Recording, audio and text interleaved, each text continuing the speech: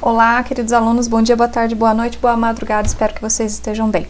Hoje nós vamos continuar falando sobre ligações químicas. É bastante importante a gente ver todos os assuntos possíveis, tá? Lembrando que vai ficar faltando uma parte bastante importante que eu vou deixar para o final, porque é mais complexa, tá? Então, se tiver tempo, a gente fala no final de todos os bimestres, tá? Sobre ligações químicas. Vamos lá, então, falar sobre geometria e polaridade hoje. Bom, pessoal, quando a gente pega e faz a estrutura de Lewis, né, a estrutura de Lewis nos dá como que os átomos estão ligados, né, a estrutura de Lewis nos dá a conectividade atômica, como os átomos estão ligados.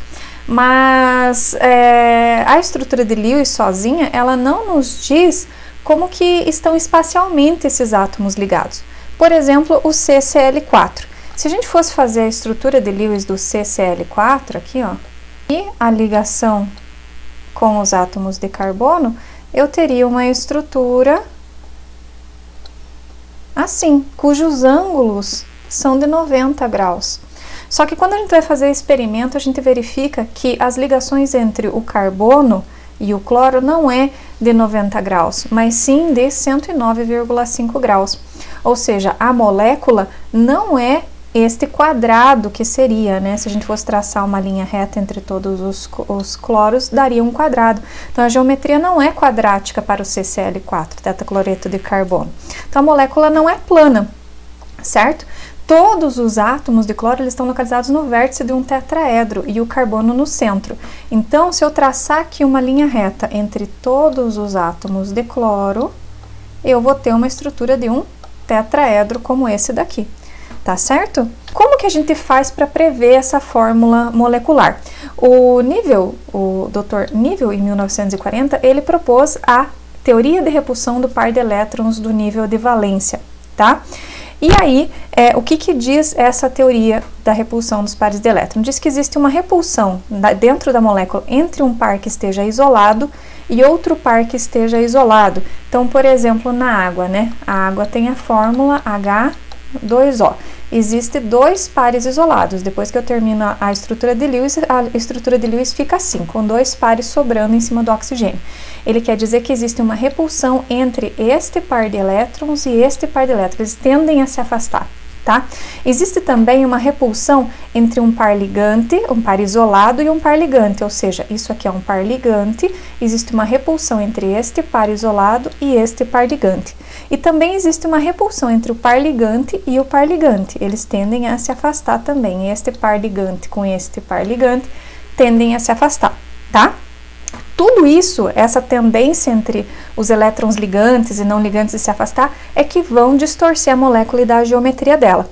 O que ocorre é que a repulsão entre dois pares isolados é maior, é mais intensa, do que entre um par isolado e um par ligante, e a repulsão mais fraca que a gente tem numa molécula é a repulsão entre um par ligante e outro par ligante, tá? Essa é a ordem de repulsão, tá? Outra coisa, um par ligante ocupa menos espaço que um par não ligante, porque os elétrons estão soltos, tá? A magnitude das repulsões depende da eletronegatividade. E uma ligação tripla tem maior repulsão entre os átomos que uma repulsão dupla, que uma repulsão da ligação simples. Por quê? Porque eu tenho mais elétrons envolvidos numa ligação tripla do que numa dupla, do que numa simples. Então, se eu tenho mais elétrons, maior a chance deles repelirem. Veja bem, nas geometrias fundamentais, a geometria linear, eu considero que o ângulo entre os átomos ligantes é de 180 graus, né? Porque eles estão afastados o máximo que eles podem.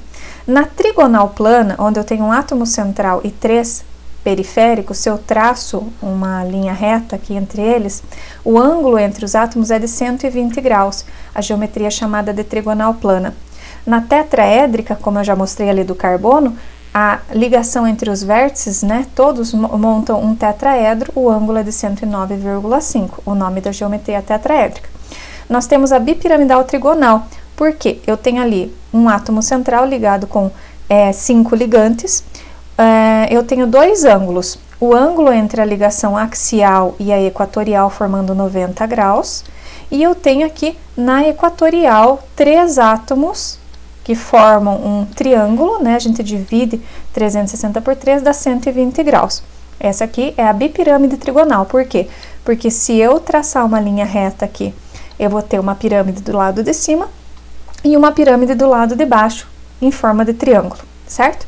E por último, a gente tem a octaédrica, onde eu tenho aqui ângulos somente de 90 graus, onde eu tenho a formação, a ligação entre um átomo central e 6 ligantes laterais, e forma um octaedro quando eu faço as ligações entre os átomos, tá?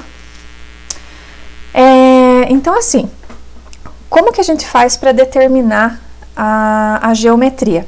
A gente precisa entender a diferença entre arranjo e geometria, tá? Na hora de fazer um arranjo, a gente conta tudo que está ao redor do átomo central, seja par de elétron isolado, seja ligação, a gente conta tudo. Por exemplo, aqui eu tenho um arranjo tetraédrico ou uma geometria tetraédrica, porque depende do que nós estamos falando aqui, se é ligante ou não ligante. Digamos que isso daqui seja um par de elétrons isolados, ele está ali contribuindo para a distorção dessa molécula, tá? Mas aí, na hora de dar o nome para essa geometria, eu desconsidero esse par ligantes e sobra só isso aqui, tá? Então, ele teria uma geometria piramidal trigonal, tá? Só que o arranjo é tetraédrico. Por quê? Porque ela veio de um tetraedro quando eu tinha ali o par de elétrons. Agora, digamos que eu tenha mais esse aqui, ó, que seja par de elétrons isolado, isso aqui é ligante, isso aqui é ligante, eu desconsidero esse par de elétrons na hora de dar o nome para a geometria. Então, ela deixa de ser uma geometria piramidal trigonal e passa a ser uma geometria angular. Veja que o arranjo também é tetraédrico, porque veio de um tetraédrico, mas nós tiramos os pares de elétrons não ligantes para dar o nome da geometria. A gente precisa determinar o que é um domínio de elétron. Um domínio de elétron é a região onde se encontram os elétrons. Par ligante é o par de elétrons que participa da ligação e par não ligante é o par isolado que não participa da ligação. Então, isso daqui é um par ligante e isso daqui é um par não ligante, tá? Agora, se a gente for olhar quantos domínios de elétrons nós temos, nós estamos falando de todos os elétrons. Eu tenho um par, 2 pares, 3 pares, 4 pares de elétrons, não importa se é ligante ou não ligante. Então, quantos domínios de elétrons eu tenho? 4, tá? Agora, quando eu tenho ligações múltiplas, elas são consideradas como somente um único domínio de elétrons. Então, no caso do enxofre, o que a gente tem? Eu tenho aqui, olhando para o enxofre, tá? Eu tenho um par de elétron não ligante, um par ligante e eu tenho aqui uma dupla. Essa dupla conta como um domínio de elétrons, tá? Então, ele tem aqui um domínio de elétron, 2, 3 domínios de elétrons, tá? Sendo uma ligação simples, uma ligação dupla e um par de elétrons não ligante, tá? E aí, pessoal, como que a gente dá, como que são dadas, como que são formadas, né, as ligações químicas? A gente está considerando que os elétrons, ligantes e não ligantes, eles se repelem. E por que eles se repelem? Para que haja minimização das repulsões entre eles, entre ligante e ligante, ligante e não ligante, tá?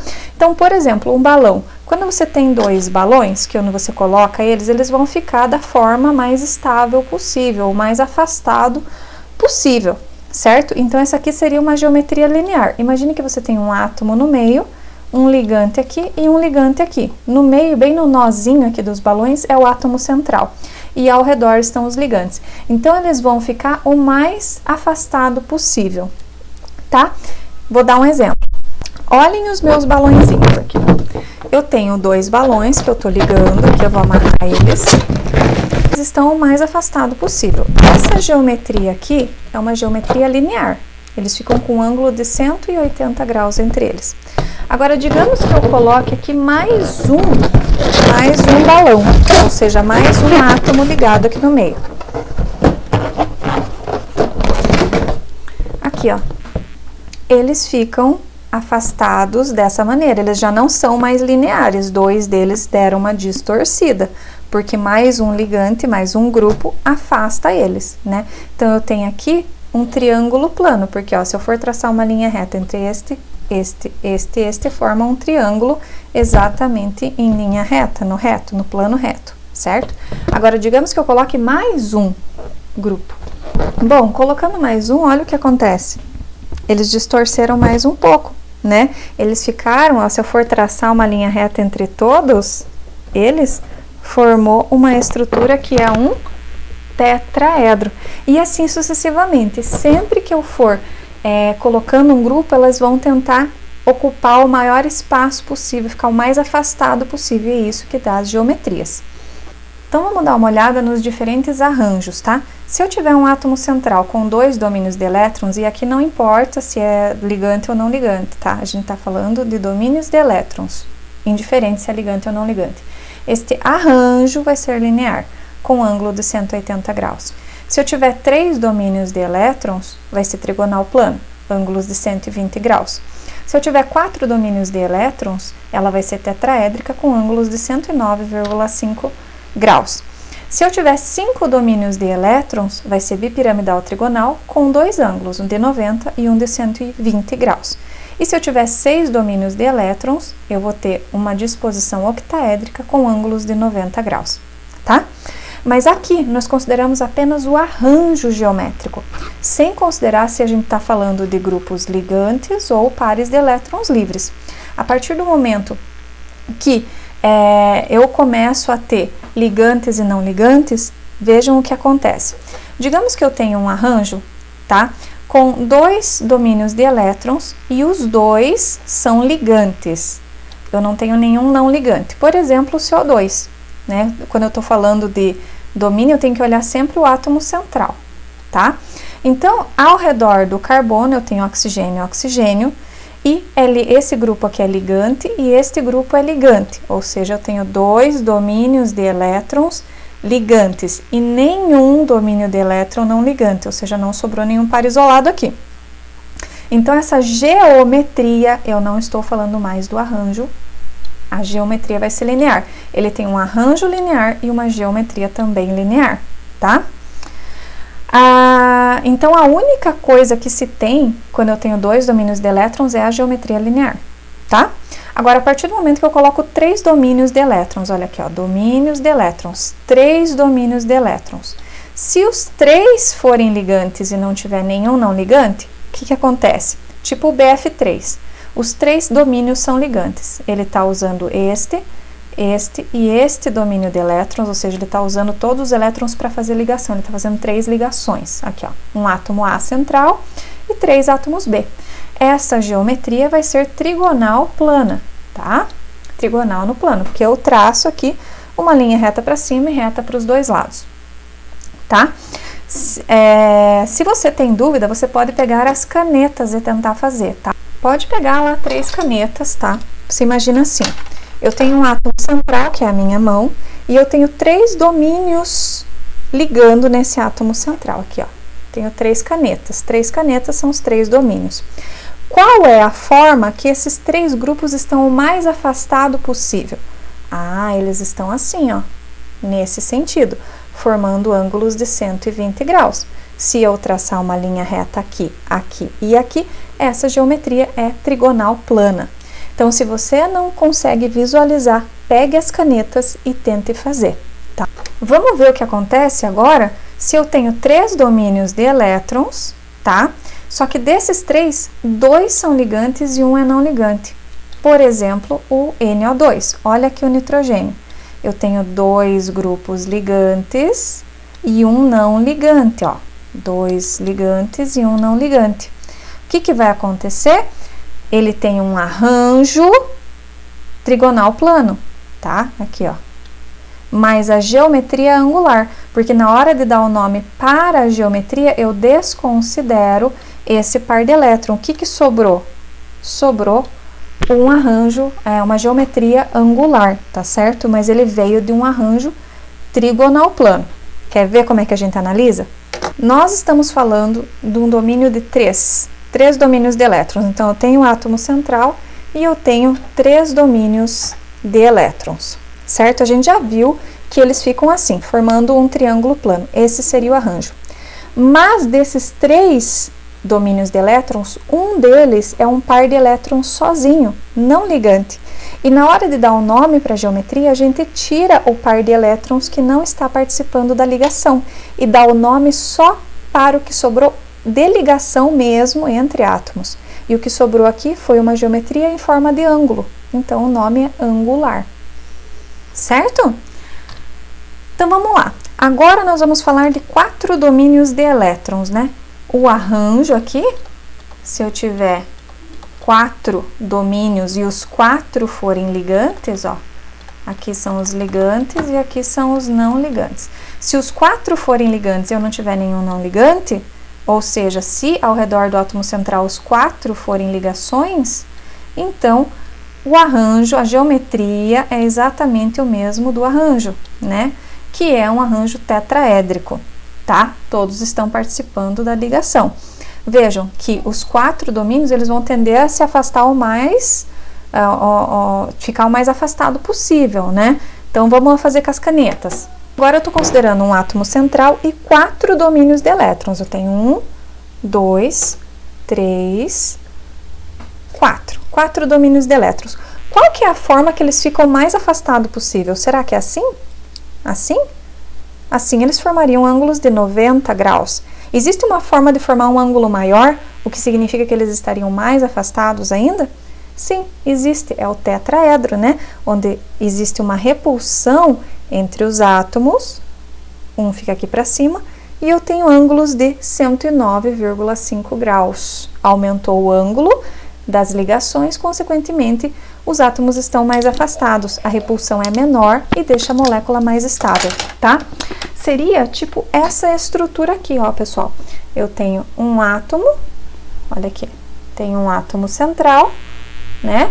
E aí eu tenho os ligantes aqui, ó, formando ângulos de 109,5 graus. Qualquer lado que eu vire, o ângulo é o mesmo de 109,5 graus, tá? Isso é um tetraedro.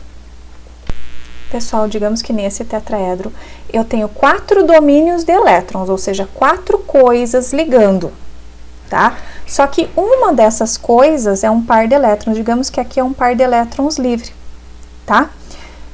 O que acontece com a geometria? Na hora de dar um nome para a geometria, eu desconsidero este par de elétrons, tá? E dou o nome só para o que sobrou. O que sobrou? Estão vendo que embaixo ficou um triângulo, certo? E é tipo uma pirâmide. Então, é uma base trigonal, né? Uma pirâmide trigonal, tá?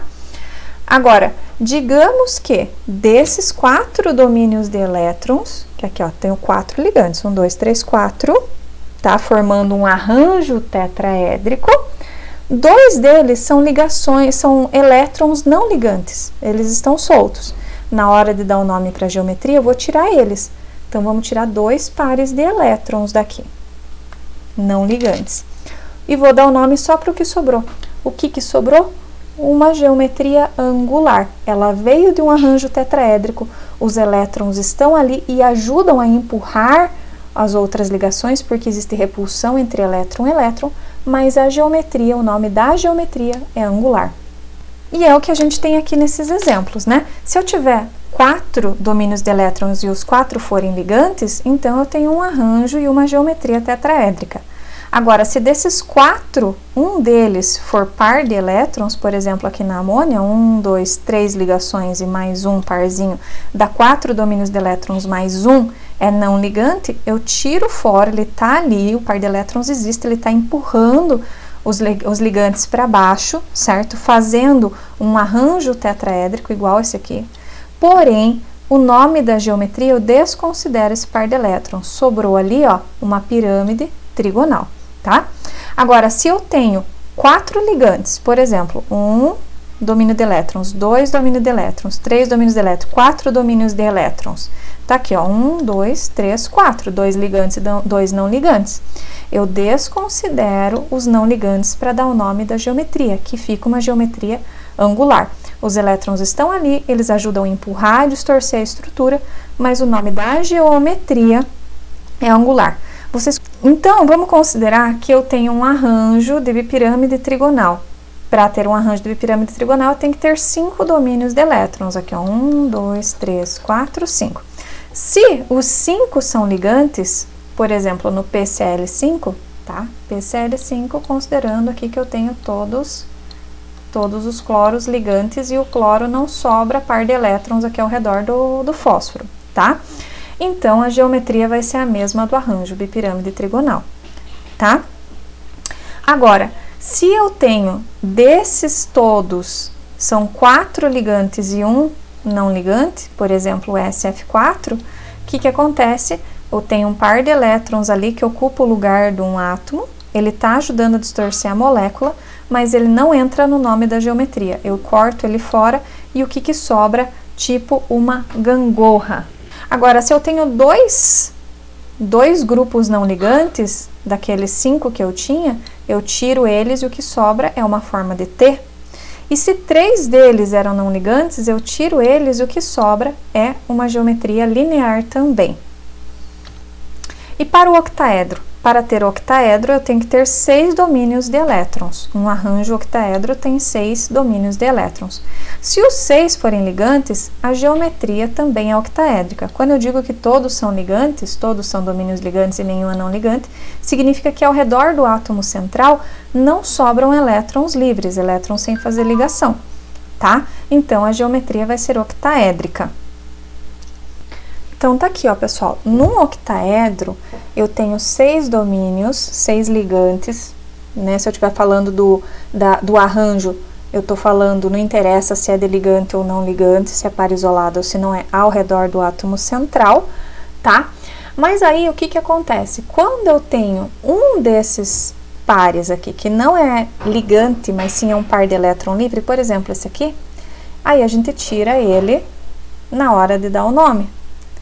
Ele tá ali, ele ajuda a empurrar, mas ele não dá o nome para a geometria. Então, isso daqui, se eu for traçar uma linha reta entre todos, qual seria essa geometria? Ele formaria uma pirâmide cuja base é quadrada. Então, seria a pirâmide de base quadrada, tá? Agora, digamos que desses 6 domínios de elétrons, 2 sejam não ligantes e 2 sejam ligantes, e 4 sejam ligantes. Então, vamos tirar aqui 1, 2. O que sobrou? Sobrou um quadrado com ângulos de 90 graus, né? Eu traço uma linha reta e dá um quadrado. E esse quadrado é um quadrado planar. Como assim planar? Planar significa que ele está no plano do caderno. Ele não está viradinho para frente nem para trás, não está distorcido esse quadrado. Isso que significa ser quadrado planar. Então, tá aqui, pessoal. Uma geometria octaédrica, quando todos os 6 são ligantes, uma geometria piramidal quadrática, quando um dos domínios é não ligante, e quando eu tenho 2 domínios não ligantes, ela é quadrática plana, tá? E aqui eu tenho mais um exercíciozinho que eu já vou fazer com vocês. Vamos falar agora de polaridade. Bom, pessoal, a polaridade é o compartilhamento a polaridade de uma molécula, ela resulta do compartilhamento desigual de elétrons numa ligação química. E esse compartilhamento desigual, ele surge da diferença de eletronegatividade entre os átomos. Então, por exemplo, se a gente for considerar lá o HF, né? O HF, ele é uma molécula de ligação covalente, né? Uma molécula. Eu tenho maior densidade de elétrons em cima do flúor do que do hidrogênio. O flúor é mais eletronegativo que o hidrogênio. Eles participam de ligação covalente, mas na realidade o flúor, como ele é mais eletronegativo, os elétrons não estão assim bonitinhos, separadinhos, cada um pertinho do seu átomo. Na realidade, o flúor está puxando mais esses elétrons para o lado dele, porque ele é mais eletronegativo. Tá? Essa diferença de eletronegatividade leva a uma ligação química que a gente chama de polar, porque os elétrons não estão distribuídos igualmente entre os 2 átomos, tá? Então, eu vou ter uma molécula, aqui é um exemplo do HF, né? Se a gente faz um mapa dele no aparelho, a gente verifica que um lado fica vermelho e o lado do hidrogênio fica azul. Significa que vermelho é que tem mais elétrons. Os elétrons do meio da ligação estão mais para o lado do flúor do que para o hidrogênio, tá certo? Como o flúor não arranca o elétron para ele, porque é uma ligação covalente, e a gente não pode dizer que o flúor está com uma carga negativa em cima dele, porque isso significaria dizer que ele está arrancando o elétron, mas ele tem um dipolo negativo, um delta menos, significa que ele puxa mais para o lado dele. E o hidrogênio fica com um delta mais, que é como se ele estivesse quase perdendo o elétron, mas não perde, tá? Então, eu tenho aqui uma ligação química que é polar, tá? Porque tem diferença de eletronegatividade. Mas pode acontecer de eu ter uma molécula mais complexa, onde eu tenho várias ligações polares, mas a molécula como um todo não é polar. Vamos entender isso, tá? Vamos olhar o CO2, por exemplo. Carbono e oxigênio. A gente sabe pela tabela periódica que o oxigênio é muito mais eletronegativo que o carbono. Consequentemente, o oxigênio puxa os elétrons mais para o lado dele, certo? E forma um delta menos, uma carga, um dipolo negativo.